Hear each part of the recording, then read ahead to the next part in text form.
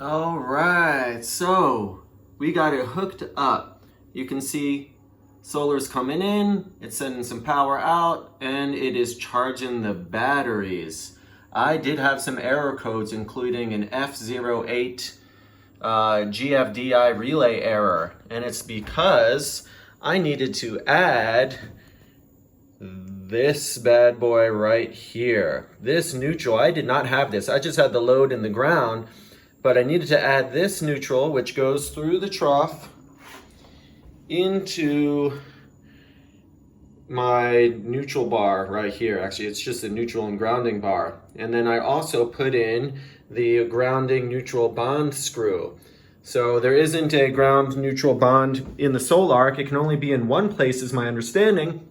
So that's this place right here. Please consult your local electrician. But this thing is running, this is live, and I was able to take this cord right here, this 50 amp breaker, which as you can tell goes through there. I'll take you to the other side to show you my RV pedestal. But this is a beautiful thing right here. Let's see here. As you can see, this is the first day it's happening, and let me cancel that. Here we go. This gives you an idea.